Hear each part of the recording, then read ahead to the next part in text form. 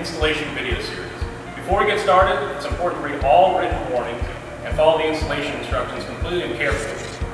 Failure to do so may cause product failure or result in environmental contamination due to liquid leakage into the soil, creating hazardous spill conditions.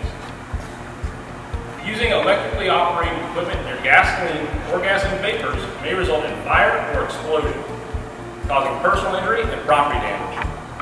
Be sure the working area is free from such hazards and always use proper precautions.